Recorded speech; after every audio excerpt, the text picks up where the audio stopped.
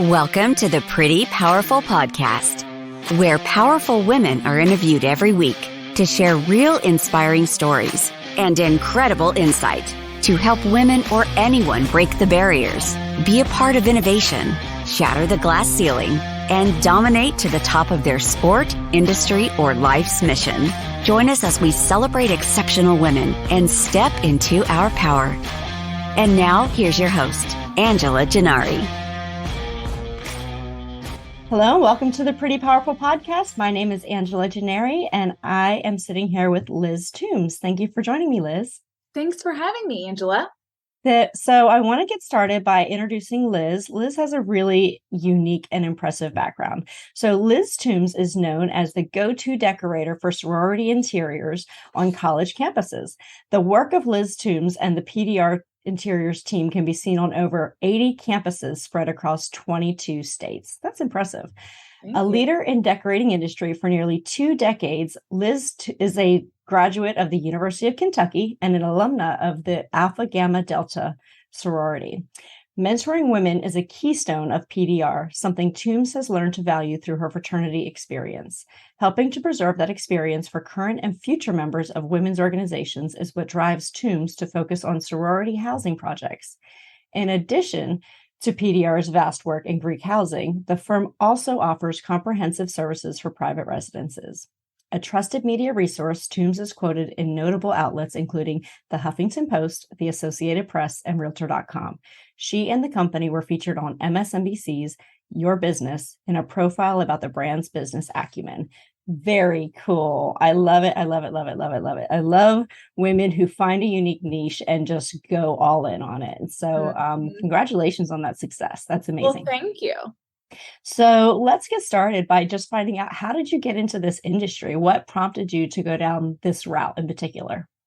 I always say it kind of found me. Yeah. To be honest, I didn't realize that it was a viable niche market. So do you recall when Trading Spaces was on years love ago that show. First? Okay. Yes. All right. So its first iteration, I was obsessed with it. I was in college, actually in my sorority house, watching an episode, and a designer did a sorority space. And I was like, that is amazing. Like, that Very is so cool. Whatever, that's, doesn't exist. And so fast forward after graduation, I'm getting into this profession. My husband worked for the University of Kentucky and was helping a fraternity fundraise for a new facility. And in the interim, they needed help to spruce up what they had. And so they asked for my help. And I was like, well, sure, no problem. Yeah. So then from there, it just became word of mouth. Then a women's organization called, and then I got hooked in with their headquarters, and it just snowballed from there through a lot of networking and referrals. So that's kind of the condensed answer. That is super awesome. Yeah. And I love it. I used to love Trading Spaces, and I would always imagine, like, okay, how would I redecorate this? And I love it. That was like the first real breakthrough, DIY show that kind of got the whole obsession with DIY kicked off. You're right. Yes, it was. And I would get so stressed out when a homeowner would say, give me anything but X. Yeah. And the designer would give them that. And obviously it was for shock value and drama on TV, but I was like, oh, this is so wrong. You're not supposed to do it that way. Right. I love it. I love it. So you've always had a passion for design? I have. I experienced a lot of different styles of homes through my childhood. My granddad was a retired school principal, and he got into real estate. And I had the pleasure of accompanying him to a lot of open houses and just seeing the listings. And it just sparked an interest in me. And I kind of have a lot of creative folks in my family. And so it makes sense how it's all culminated to this profession now. That's super awesome. Yeah, I have very little artistic talent, so I can always appreciate when other people do, because for me, it is so foreign. I mean, I can kind of sort of put things together, but it still, to me, is painful almost to have to think through something like that. In fact, when I first started doing any kind of podcasting, I was working with a media consultant who was amazing, and I love her, but she's like, your Zoom setup is terrible. And this is like, my office was red, and like bright red and gray. Oh yeah. And when I first bought my house and I, kind of did this. It was my company colors. And I was like, I'm University of Maryland graduate. So I was Okay. like, going down that track. And I was like, it's just my space. But then when Zoom became a thing and people started kind of peeking into your space, it became a lot more like, wow, this really is terrible. I had a window behind me. So anytime I was on Zoom, all you could see is the shadow. And yeah, it was washing you out, I'm sure. Yeah. And so anyway, so that this whole background is new. I just became obsessed with like, okay, I sold everything in the room.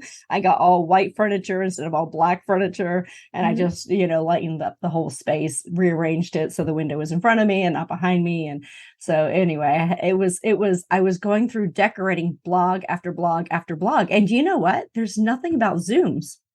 So I think it's so new still. And, nobody expected to be thrust into needing it day in and day out 2 years ago. And that's when everybody had to get very savvy on how to do it correctly. And it's like now when I'm watching TV, I look at their Zoom background. I'm like, ooh, that's a good one. Oh no, they should have made their bed.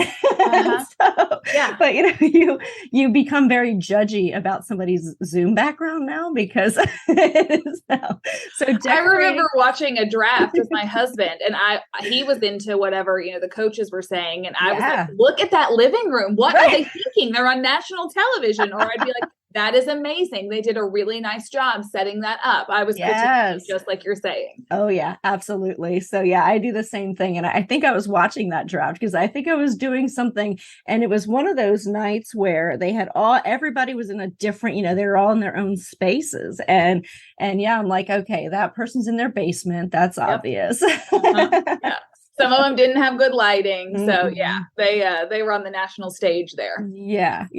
So anyway, so I thought that was fascinating that there was just really no Zoom consultations, like, what makes a good Zoom background. So anyway, it could be a new niche for anyway. So I wanted to kind of a little bit find out with sororities, do you find that it's different than home decorating? Like, are you decorating more because you have so many different tastes and so many different, styles? How do you get it to where everybody's going to be happy or at least happy-ish, and how do you decorate for that many people in such a space that has to transition?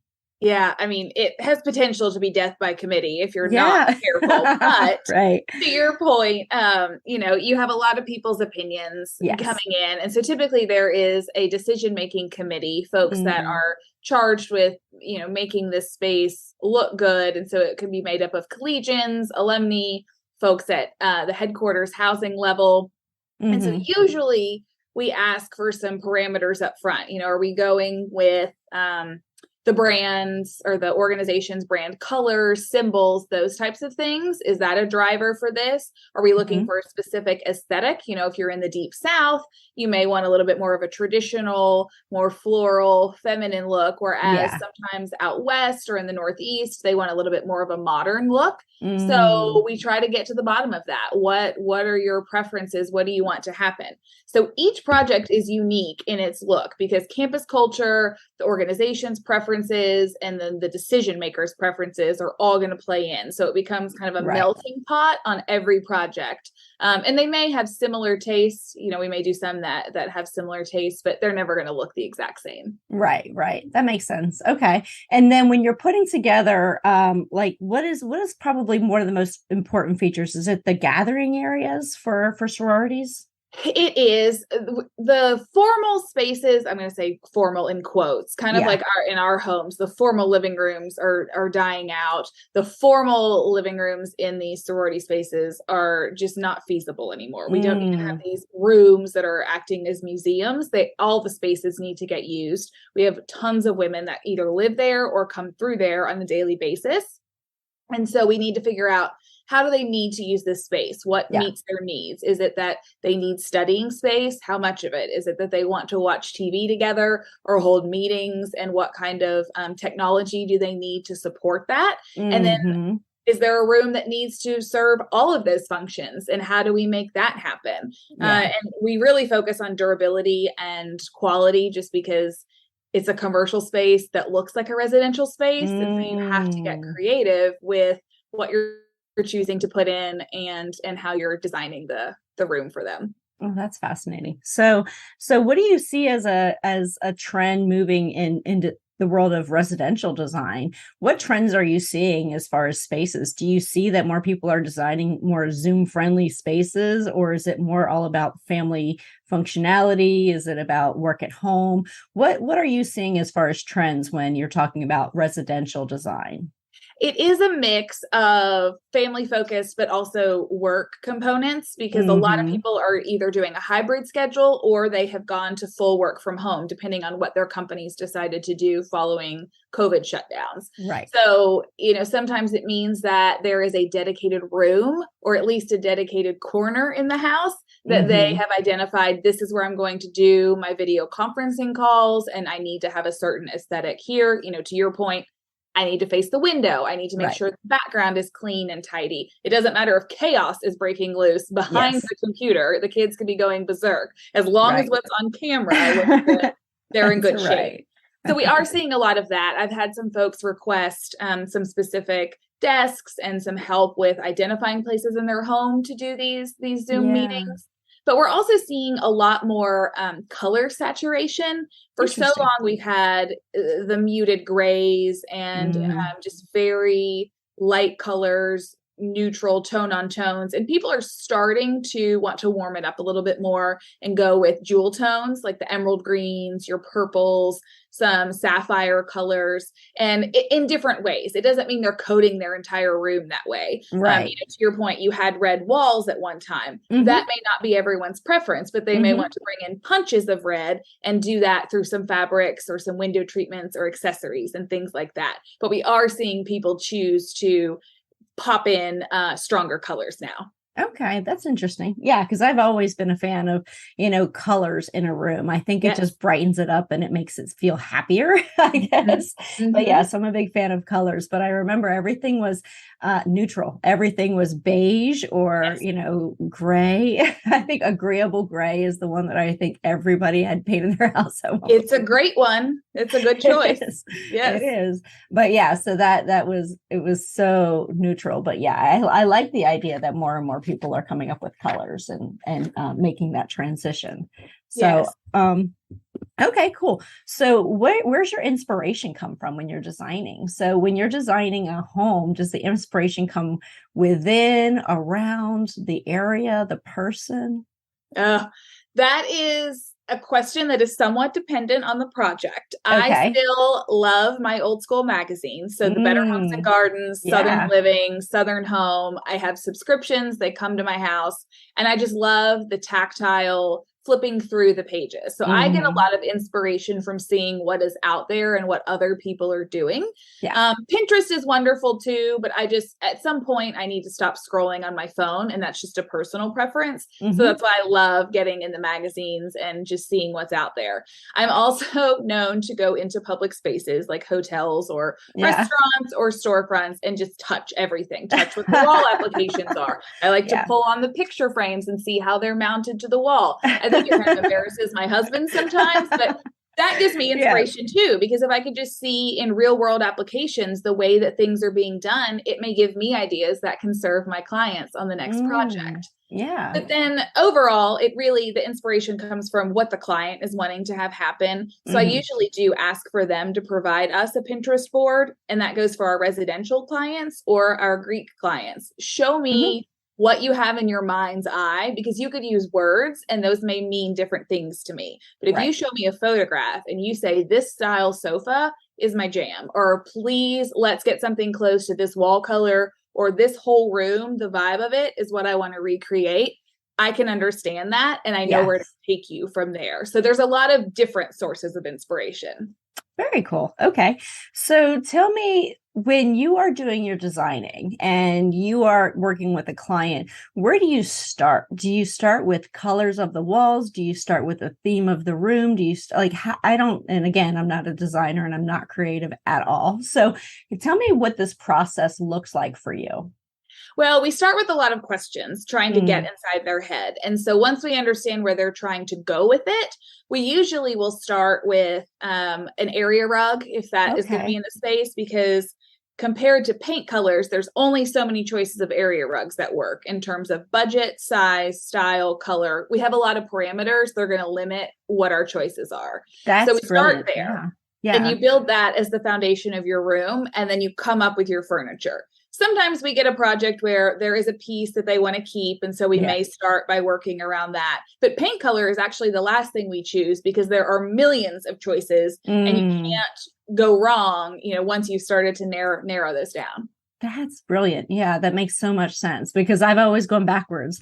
I'm like, well, let's see, I guess I'll go with gray. And then I try matching everything to that. And it's very difficult. And if you're building a home, you sometimes are forced to work backwards. So to have somebody helping you make those selections, they start with the end in mind so that you can get back to that. Okay, I can tell them what color my cabinets, walls, floors are going to be because I know what the end result is going to look like with my furnishings. Very cool. Okay, cool.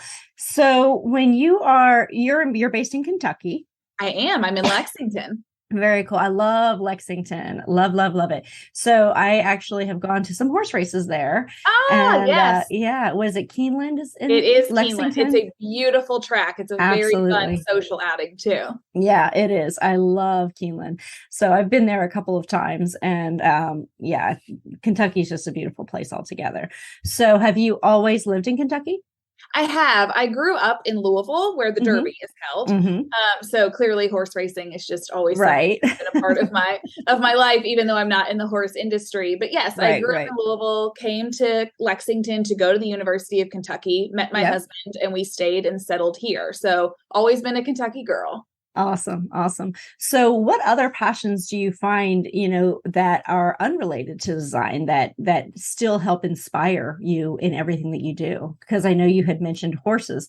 So is that part of, I know there's just so many aspects of usually when you have hobbies, when you have interests, is there anything that you do that also leads to inspiration and design?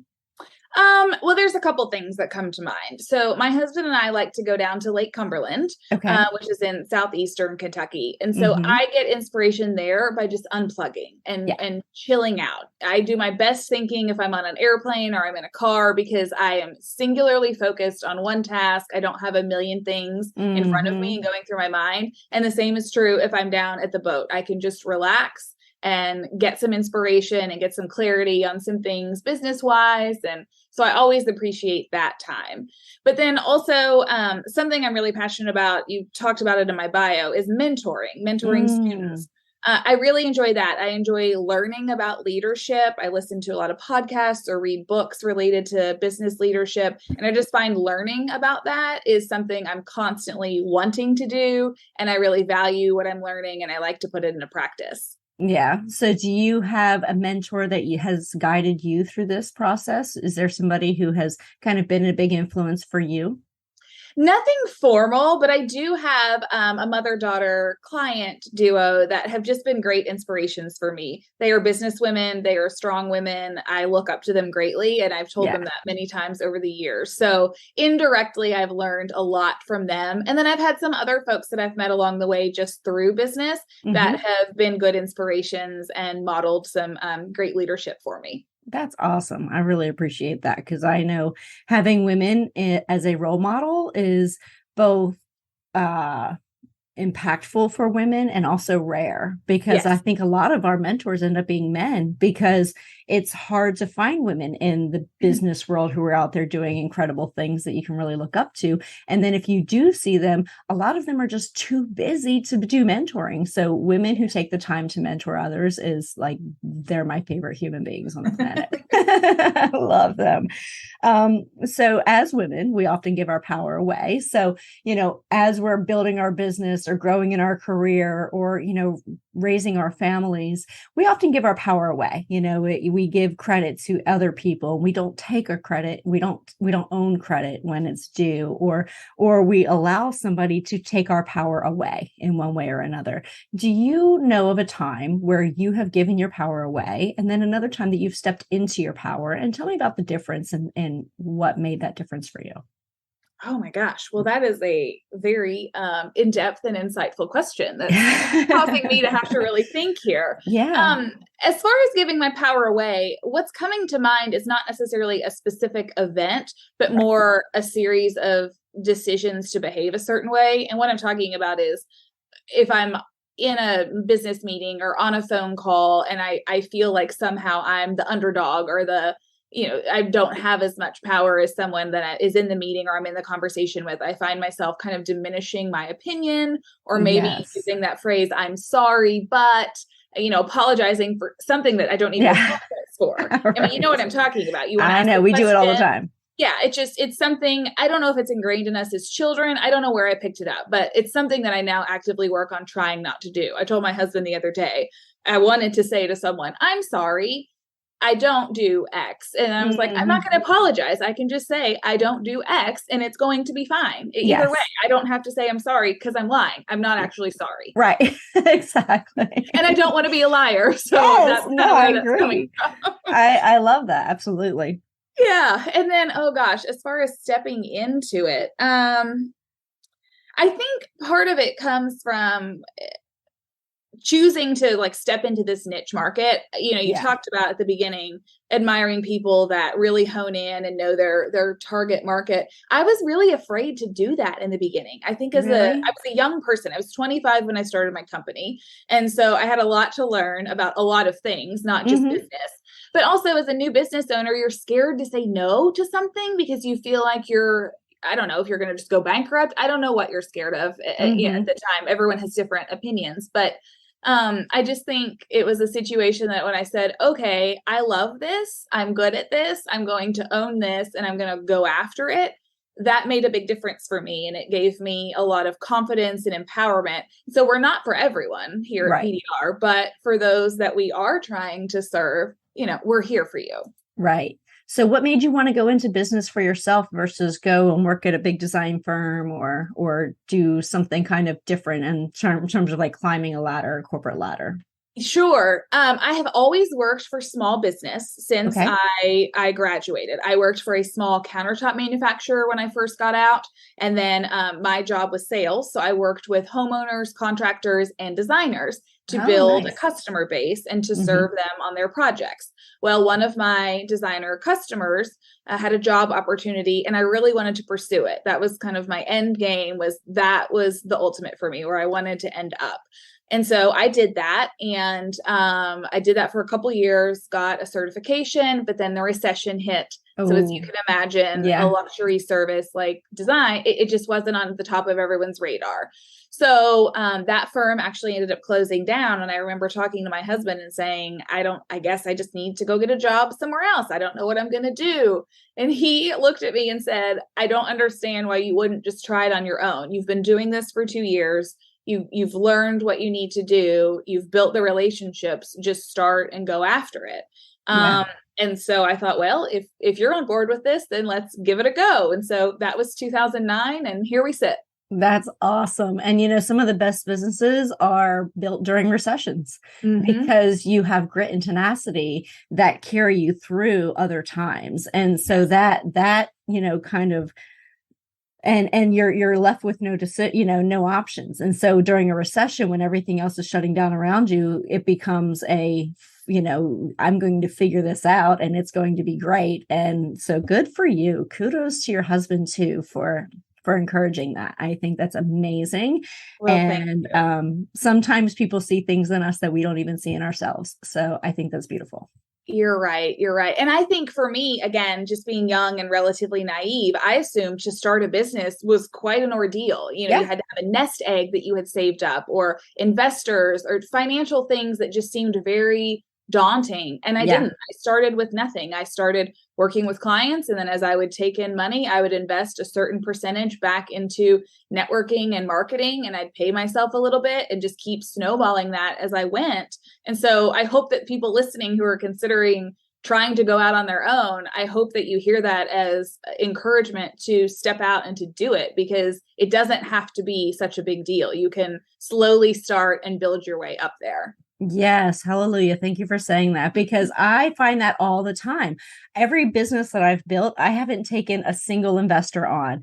I have not like it, even bank loans. Like I Mhm. shy away from bank loans as much as I can Yes. because for me, building it, bootstrapping a business teaches you so many good lessons and it teaches you really good money management because you don't have, when I see people get, $300 million investments and then they blow it all and they're bankrupt in 2 years, it's Yep. not surprising at all because you don't know what to do with $300 million if you've never had to manage, 3 million and you've Right. never had to manage 300, And Mhm. so what do you do in those circumstances when you're just, handed a bunch of money, then you overpay yourself, you spend reckless money, you have no, you all you know is I have to spend this money. They're counting on me to spend this money in a way that makes sense. And so they're spending it on things that don't make sense. And, Yes. they're justifying it as building a business and they're overhiring and they're, bringing in every consultant under the sun and none of it makes any sense. So, You are yeah. so right. I think it does become more about appearances. And Yeah. I have said for a long time, I would rather people not know who I am and me Yeah. be very successful and flying under the radar than to have everyone know my name and really behind the scenes, the whole place is in Hmm. shambles. Yep. I like covert success. I like for me to be able to have the success and feel good about what I'm doing every day Yes. versus put on this facade, this whole fake it till you make it thing. I wish that whole idea would go away Mhm. because I think it has created this mentality of I need to be very showy and then like Instagram, I feel like Instagram has created this like unrealistic version of what people are doing in their lives, Yes. Yeah, and you're right. It yeah. is. It's everything is a kind of a mask and a facade in a way. Yeah. And so, with businesses, that's become the norm is, you see these technology companies getting these great big, venture capital rounds and you're thinking, oh, well, that's how I have to build a business. And it's so not how you have to build, bootstrapping a business will 90% of the time lead you in a better direction and provide a better foundation for you. So at least do it for a while, until the point where it hurts. It should hurt. And that's when you need to get money, but until then, figure out how to survive with grit and tenacity and you'll do better long term. Mhm. Mhm. So true. Yep. So yeah, so I'm a big fan of that. So congratulations. So tell me, what advice would you give to 18-year-old you? Oh, um, maybe enjoy the journey more. Don't be so focused on trying to get to some end goal that, a lot Yeah. comes from the experiences that you have along the way. And it's all going to culminate in exactly what you want to happen. And it's going to be even better than you thought. So calm down, which probably I could Yes. tell myself now, calm down. But I can relate to that. I know. And I often do this prayer of like, whatever is for me in my life or bring people into my life who are for me and take them away if they're not for me. And then yes. somebody will disappear out of my life. And I'm like, but wait, this wasn't the time. Like, Did I really want that to I happen? know. But, I feel like everything happens the way it's supposed to happen. And Agreed. when we force it, it becomes painful. Yes. So, just allowing things to happen in the time that they're supposed to is great advice. Mm. So, what do you wish more people knew? Ooh, you and the questions today. They're very good. The first thing that pops into my head is that being self-employed or owning your own company does not necessarily mean glamour and, eating bonbons or running off on vacation every other week. It Mhm. actually is a lot of hard work because everything stops with you. And so no matter how many folks you have working with you, if you have 0 or if you have 5 or if you have 50, it still all falls on your shoulders. And there's a lot of passion behind it. So, Yeah.